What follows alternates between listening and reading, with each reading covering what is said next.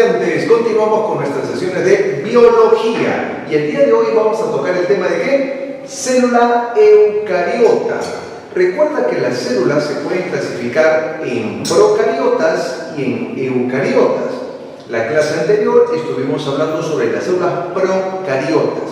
¿Y cuál es el principal ejemplo de una célula procariota? Las bacterias, muy bien. El día de hoy vamos a hablar de las células eucariotas. Cuando hablamos de una célula eucariota, tenemos que hablar de 4 partes. ¿Y cuáles son? La envoltura, la membrana, el citoplasma y el núcleo. Recuerda, otra vez, 4 partes. Envoltura, membrana, citoplasma y núcleo. Recuerda que el núcleo solo se encuentra en las células eucariotas, no está en las procariotas. Ellas no tienen núcleo, no tienen carioteca, solo tienen genoma o nucleóide. Es una diferencia a tener en cuenta. La envoltura se va a presentar en células vegetales y en células animales. La membrana es lo que delimita a la célula. Al interior está el citoplasma, donde vamos a encontrar organelos, y también encontraremos al núcleo. Y veremos más adelante que el núcleo es la parte principal de la célula, porque es la que controla las funciones. Avanzamos. Hablar de una célula eucariota es hablar de una célula animal y una célula vegetal. Por lo tanto, necesitamos tener en cuenta cuáles son esas características de cada una de ellas que también nos permitan diferenciarlas. Empecemos. Una célula animal no tiene plastidios. La vegetal sí presenta plastidios. Cuando hablamos de plastidios, estamos refiriéndonos al cloroplasto. Recuerda que el cloroplasto se encarga de ¿qué? De la fotosíntesis. Vamos a ver en un ratito. La célula animal no tiene pared celular. Escucha y anota. Una célula vegetal no tiene pared celular. El animal no tiene pared celular y la vegetal sí presenta pared celular. Veremos en un ratito que está formada por celulosa. La célula animal presenta una nutrición heterótrofa. En cambio, la célula vegetal presenta una nutrición autótrofa. Autótrofo significa que produce su propio alimento. La célula animal presenta centriolos. La célula vegetal no presenta centriolos. Lo que presenta una célula vegetal son casquetes polares. La célula animal presenta vacuolas pequeñas. En cambio, una célula vegetal presenta vacuolas gigantes. La célula animal no presenta glioxisomas. Estos glioxisomas son exclusivos de la célula vegetal, ¿no? La célula vegetal sí presenta glioxisomas. Entonces, estas características y a la vez diferencias entre una célula animal y una célula vegetal hay que tenerlas presentes. A ver, avanzamos. Empecemos con el número 1, ¿no? De las partes. La cubierta o envoltura. En una célula vegetal se le llama pared celular. Recuerda que las bacterias también tienen pared celular, pero la composición es diferente. Una bacteria presenta mureína como parte de esa pared celular. Los hongos presentan quitina. Las algas y los vegetales presentan celulosa. Así que si bien en el examen de admisión o en el examen secu, ¿cuál es el componente de la pared celular en los vegetales? Recuerda marcar celulosa. La pared celular no solo es una capa, hay varias capas. Tenemos pared celular primaria, pared celular secundaria, pared celular terciaria e incluso hay una lámina media. La pared celular primaria está compuesta principalmente por hemicelulosa. También tiene un poquito de celulosa y otros componentes. Recuerda que estos términos hemicelulosa y celulosa los vimos en la clase de biomoléculas orgánicas, cuando hablamos de glúcidos o carbohidratos. Allí los mencionamos, recuerda, función, energética, reserva estructural, y en estructural mencionamos a la celulosa en la pared celular de las plantas. Revisa, siempre revisa para que te den un leve máster. Muy bien, la secundaria tiene como componente principal la celulosa. Ese es el componente principal, a diferencia de la primaria que tiene hemicelulosa. Pero la secundaria también tiene un poquito de hemicelulosa y otros componentes. Luego, en la terciaria vamos a encontrar principalmente lignina, pero no es el único componente, lo vamos a ver en la siguiente diapositiva. Y la lámina media está formada por pectina, que es otro glúcido, es otro polisacárido. Observen, acompañen. La lámina media está en el medio de las células vegetales. Ahí tiene la lámina primaria, la secundaria y en algunos casos la terciaria. Y también está la membrana celular. Entonces, aquí puedes apreciar la distribución. En el caso de las plantas y su pared celular terciaria, además de lignina, podemos encontrar cutina, podemos encontrar suberina, podemos encontrar gelis. La lignina le da la dureza, ¿no? La leña, la lignina. Pero también hay otros componentes como la suberina, conocido como el suber, que se conoce también como corcho. Bueno, a ver, vamos entonces con lo siguiente. Estos son las plantas. En los animales se presenta el glucocálix, ¿no? Animales. También en un protozoo, pero en animales. Está formado por glúcidos, igual que la pared celular. Glucosa, galactosa, N-acetilgalactosa, entre otros. ¿Cuál destaca? Enfócate en esto. Los gangliósidos. Asocia la G, observa, G de gangliósido con G de glucocálix. G. ¿Y cuáles son las funciones del glucocálix? La principal función es el reconocimiento celular. También se le llama la identificación celular. ¿Ya? Entonces recuerda, reconocimiento o identificación celular. También tiene función de adhesión, control de crecimiento, filtración, microambiente, proporciona la carga eléctrica, pero esta es la principal. Entonces, hemos visto envoltura, recuerda, pared celular en plantas, glucocálix en animales. Ahora vamos con el segundo componente, que es la membrana citoplasmática o membrana celular o membrana plasmática. Un grosor de 70 a 80 Armstrong. Modelo actual, en 1972, Singer y Nicholson propone lo que se denomina el mosaico fluido. La composición química, aquí mencionamos tres componentes principales. Hablamos de proteínas, lípidos y glúcidos. Las proteínas son las más abundantes. ¿Qué porcentaje? Alrededor del 50%. Los lípidos con un 45% y los glúcidos más o menos 5%. Las proteínas determinan la función, los lípidos determinan la estructura y los glúcidos forman lo que es el glucocálix. Las proteínas se pueden clasificar en dos tipos, integrales y las periféricas. A las integrales también se les llama intrínsecas. Es otro nombre, nota, intrínseca. Y a las periféricas también se les llama extrínsecas.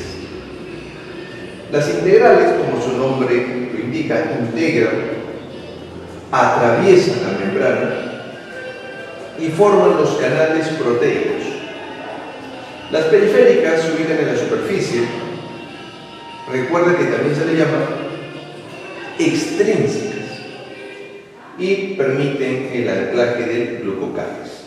Los lípidos determinan la estructura. Los principales componentes, ¿cuáles son? Los fosfolípidos y el colesterol. Recuerda que los fosfolípidos son anfipáticos, eso ya lo hemos visto en el tema de lípidos. También hablamos del colesterol, que le da la estabilidad a la membrana. Y los glúcidos, que forman el glucocálix. Aquí podemos apreciar cómo se ve una membrana celular. Observen estas bolitas. Estos son los fosfolípidos, los fosfolípidos.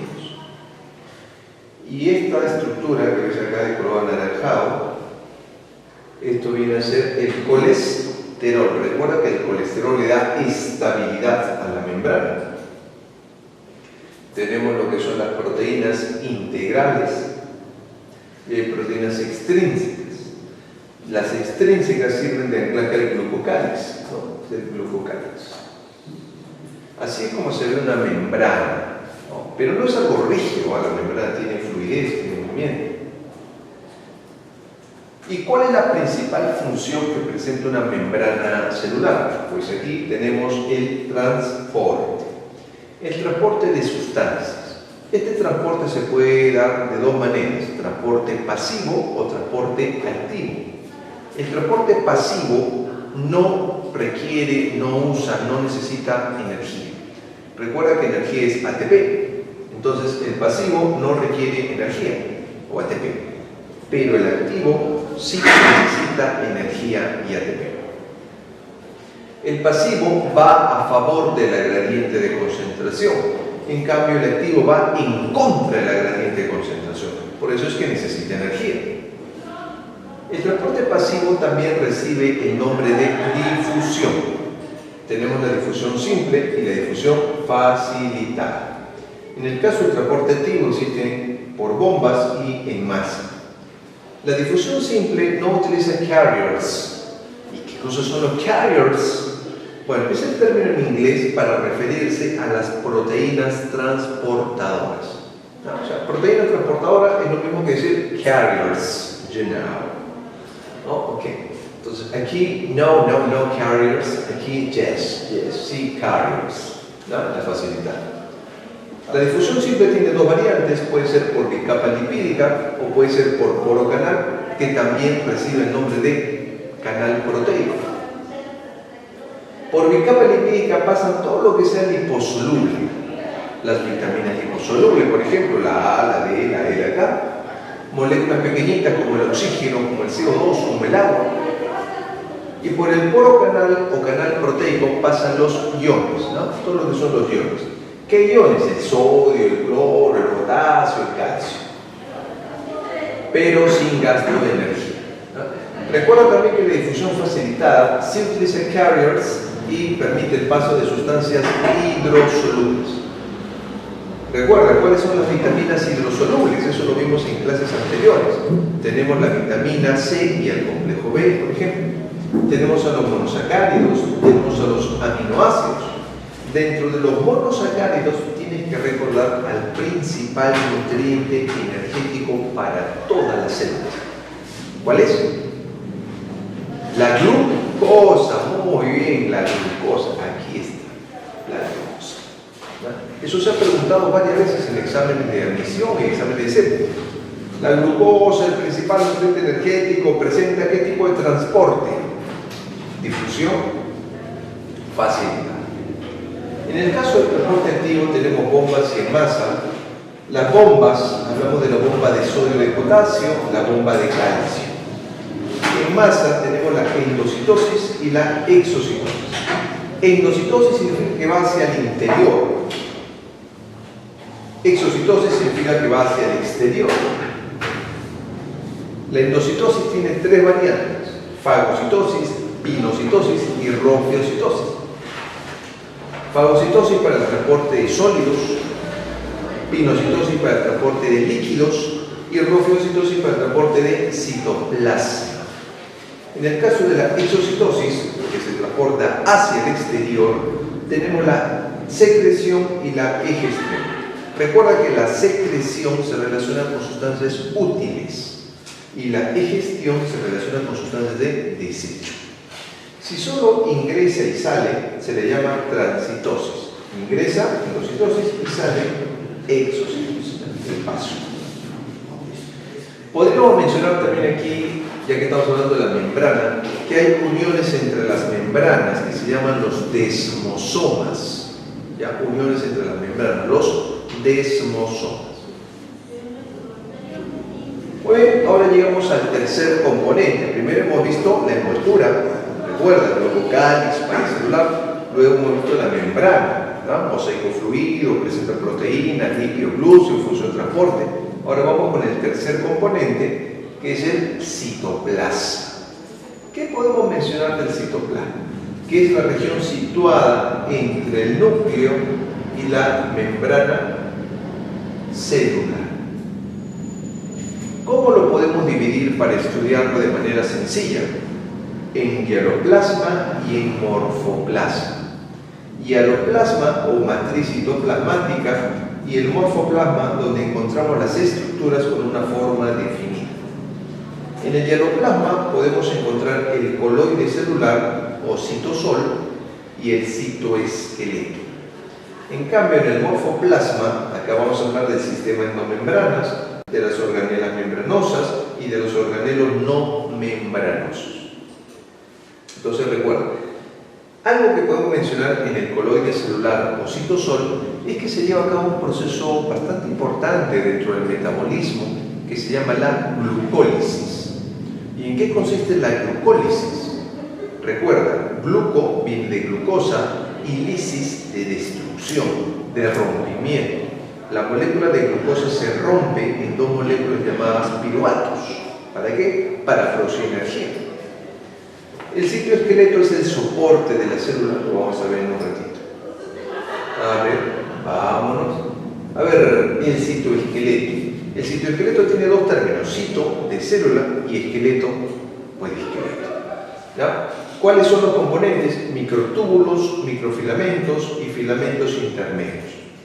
Los microtúbulos tienen 25 nanómetros de grosor, la proteína es la tubulina, está presente en centriolos, cilios, flagelos y uso acromático. Los microfilamentos tienen un grosor de 5 a 7 nanómetros, la proteína es la actina y la miosina, la función, la contracción muscular, la fagocitosis, la ciclo, todo lo que tenga que ver con movimiento lo asociamos con microfilamentos. Todo lo que tenga que ver con la parte estructural lo relacionamos con microtúbulos. Y los filamentos intermedios o tonofilamentos, grosor de 10 nanómetros, la proteína, la alfa-queratina, la pimentina, la adenina, entre otros. Función, los filamentos intermedios es el verdadero citoesqueleto y forman también los desmosomas. Se lo mencioné hace un ratito. ¿Qué son los desmosomas? Son las uniones entre las membranas, ¿no? Esos son los desmosomas.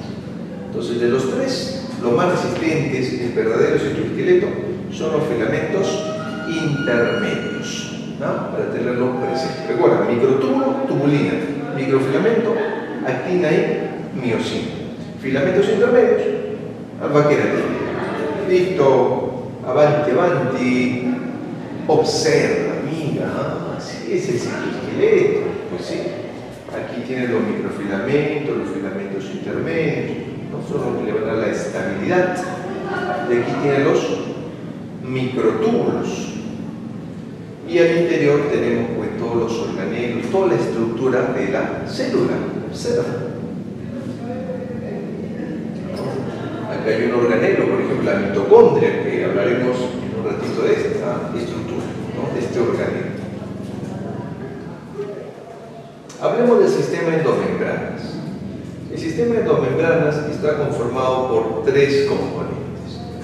La carioteca, que es la membrana nuclear, y lo vamos a dejar para más adelante. El retículo endoplasmático y luego viene el aparato de Golgi. ¿Ya? Son tres los que forman el sistema de endomembranas. Hablemos del retículo endoplasmático. El retículo endoplasmático tiene dos variantes: el retículo endoplasmático liso y el retículo endoplasmático rugoso. Empecemos por el rugoso. Se le llama también RER, ¿no? Por retículo endoplasmático rugoso. Otro nombre que recibe es ergastoplasma. Presenta ribosomas en su parte externa, por lo tanto se observa como si fuesen rugosidades, y de allí viene el nombre de retículo endoplasmático rugoso. Función, síntesis de proteínas, porque está asociado a los ribosomas. Síntesis de proteínas. síntesis de las enzimas de los lisosomas. Recuerda que las enzimas son proteínas. ¿Ya? Las enzimas son proteínas. Entonces se encuentran en los lisosomas, veremos también más adelante sobre los lisosomas. Regenera la envoltura nuclear. Cuando hablamos de envoltura nuclear, utilizamos el término carioteca. Recuerda, la carioteca es la envoltura nuclear. Es lo que delimita al núcleo. El retículo plasmático liso no tiene ribosomas. Función, síntesis de lípidos. Escucha, lípidos, proteínas. Eso hay que recordar. Es una pregunta fija, te la fija para tu examen de admisión. Síntesis de proteínas, rugoso. Síntesis de lípidos, liso. ¿De qué más se encarga? De la detoxificación de drogas, de sustancias tóxicas. ¿Y qué significa eso? Detoxificación. A ver, seguro que has escuchado que a una mujer embarazada se le recomienda que no consuma ninguna sustancia dañina, ¿no? Que no beba, que no fume, que no tome medicamentos. ¿Por qué? Porque el feto ya no desarrolla esta estructura, este organelo durante los primeros meses, que se encarga de eliminar sustancias tóxicas. Por lo tanto, si una mamá toma, fuma o consume algún producto dañino, ¿no? Hasta un medicamento puede ser dañino cuando atraviesa la placenta y llega al feto, ¿no? Va a tener un impacto. Supongamos que tú tienes un amigo que le gusta fumar, ¿no? Y tú no fumas porque aparte de tener pulmones también tienes cerebro, ¿no? Así que no fumas. Pero tu amigo fuma, tú dices mi amigo, mi bro. Bueno, ese humo va a ingresar a tu cuerpo. Felizmente tenemos ¿qué cosa? Retículo plasmático liso que elimina o intenta eliminar las sustancias tóxicas, que sea tus pulmones, si sea por la bebida, el hígado, en fin. Eso hay que tenerlo en cuenta. El liso también almacena calcio. Cuando hablamos de almacén de calcio, esto se relaciona principalmente con las células musculares. En las células musculares o miocitos, allí se le da el nombre de retículo sarcoplásmico o sarcoplásmico liso. El calcio es muy importante para la contracción. Recuerda la clase de bioelementos, una de las primeras clases que vimos, ¿no? Contracción muscular, ¿quién interviene? El calcio, por ejemplo, ¿no? También, obviamente, interviene el sodio, el potasio, el magnesio, pero principalmente el calcio. Así que es muy importante el retículo endoplasmático liso.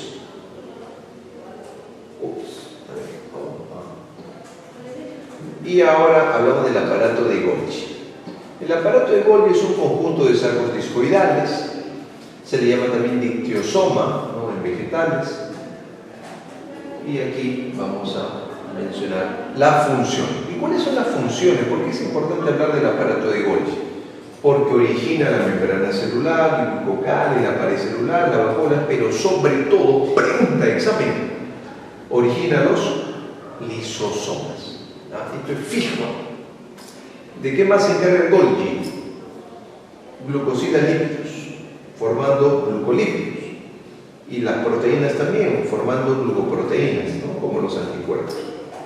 Glucosidad significa que le adiciona un glúcido. Por ejemplo, el retículo plasmático liso, sintetiza lípidos y se lo envía a su amigo Golgi. Le dice, hola Golgi, toma, lípido. Y Golgi a ese lípido le aumenta ¿qué cosa? Glúcidos. ¿Y qué formó? Un glucolípido. Y su amigo, el retículo plasmático rugoso, le envía ¿qué cosa? Proteínas. ¿Y qué hace Golgi? Le coloca un glúcido y ya está. ¿Qué forma? Glucoproteínas, como los anticuerpos. También forma el acrosoma de los espermatozoides. ¿Y qué cosa es el acrosoma? El acrosoma es la parte del espermatozoide que contiene enzimas. ¿Y para qué necesita enzimas el espermatozoide? Pues para atravesar las capas del óvulo, la corona radiante, la zona pelúcida, la membrana celular. Acrosoma de los espermatozoides. Todas esas son funciones de ¿quién? Aparato de Golgi.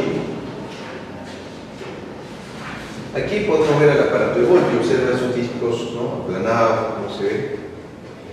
Tiene una cara de entrada que se llama la cara cis, tiene una cara media y luego una cara de salida que es la cara trans.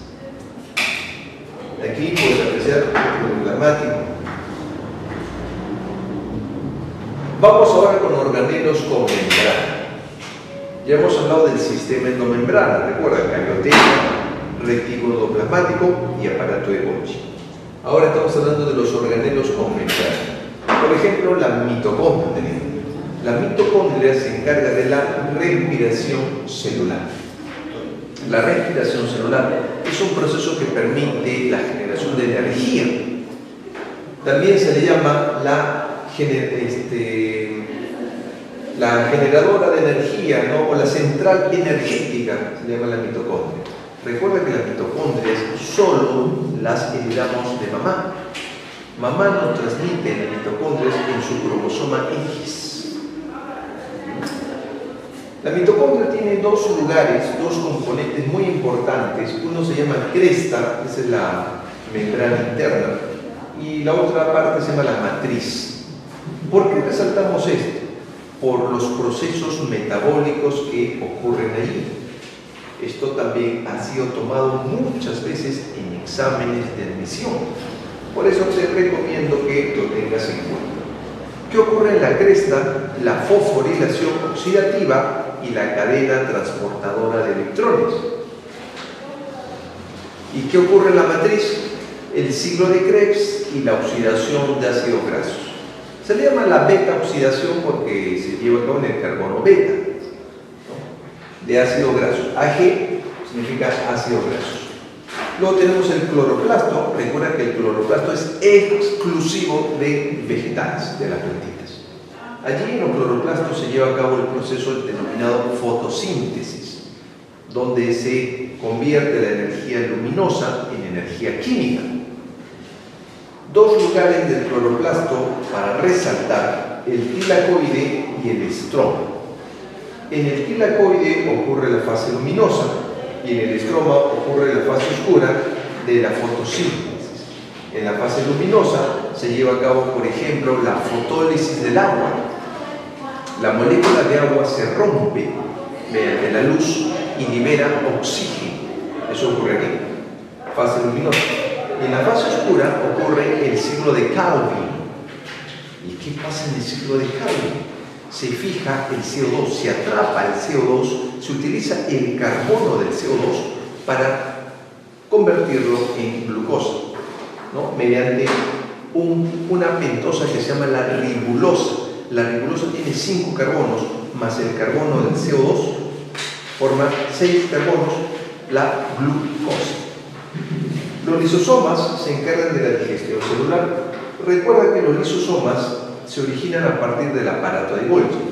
Un dato muy importante es que los lisosomas como tal, de manera exclusiva, son de los animales. Escuchamos los animales, ¿no? Lisosomas. ¿De qué se encarga? De la digestión celular.